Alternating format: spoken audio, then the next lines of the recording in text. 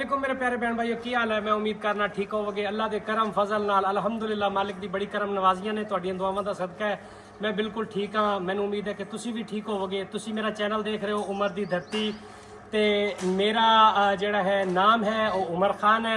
दूसरा मेरा phone number है 0300 732 8341। आज तुहाडे लई लग्जरी कोठी फुल फनिश्ड 4.5 मरला VIP गैस मौजूद, सेवरेज मौजूद, बिजली मौजूद लैके हाजिर होया। मेरा कैमरामैन तुहानूं दिखावे टोटल आबादी दे विच है, आबादी दे मरकज़ दे विच है। कोई प्लाट खाली नहीं है, सारे आबाद ने अल्हम्दुलिल्लाह। रिहायशी मकान ने सब अल्लाह की करम नवाजी नाल इत्थे इस टाइम मुकम्मल रिहायशा मौजूद ने। इधर भी जरा मार दो, मेन दे बिल्कुल करीब है। बहुत बड़ा जामिया मदरसा है, स्कूल भी है, कॉलेज भी है और प्राइवेट स्कूल भी ने, प्राइवेट कॉलेज भी ने, प्राइवेट हॉस्पिटल भी ने, गवर्नमेंट हॉस्पिटल भी ने। तमाम तर सहूलियात नाल आरास्ता फुल फनिश्ड 4.5 मरला घर लेके हाजिर हुए हैं। आओ तुहानूं विजिट कराइए। आज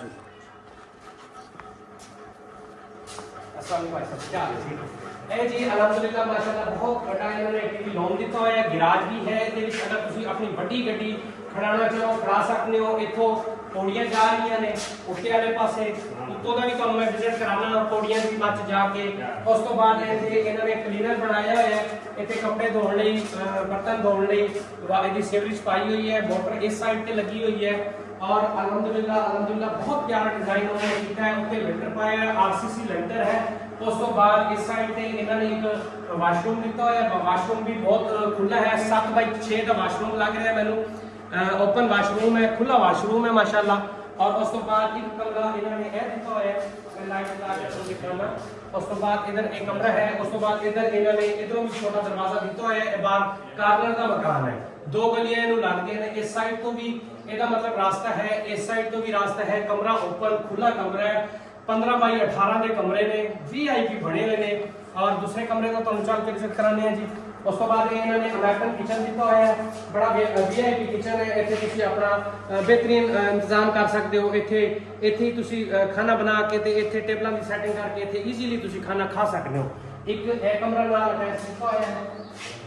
बैठक है इन्हों की, बैठक के जरा कैमरा मार के दिखाओ। माशाल्लाह बहुत प्यारी बैठक है। इधर बाहर वाले पासों दरवाजा है, बहुत प्यारी डिजाइन हुई है।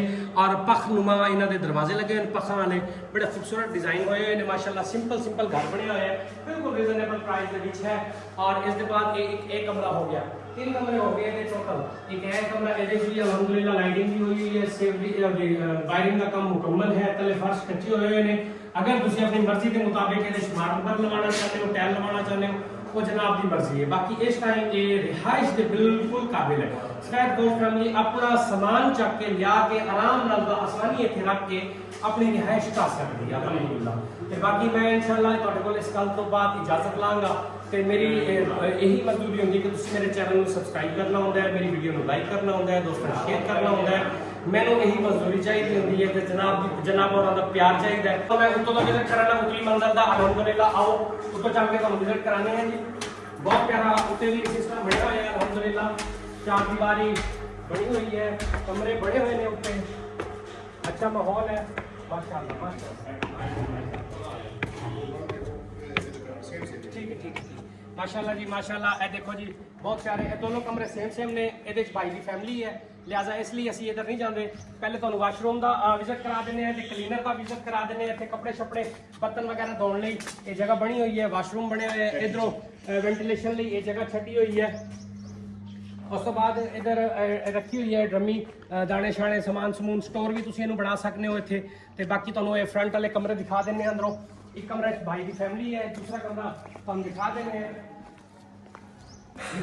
माशाल्लाह नीट एंड क्लीन बने हुए हैं, बहुत प्यारे रूम बने हुए हैं। तकरीबन मेरे अंदाजे नाल एक बड़ी फैमिली भी आसानी नाल रह सकती है, क्योंकि 4.5 मरले भाई ने सेटिंग बहुत प्यारी की है। भाई ने बहुत खर्चा किया माशाल्लाह। जो दुबई के भाई काम करते हैं तो इन्होंने अपना दिल नाल खर्चा किया माशाल्लाह। इस तो बाद हुण इजाजत लांगे। ठीक हो गया जी, अल्लाह हाफिज़।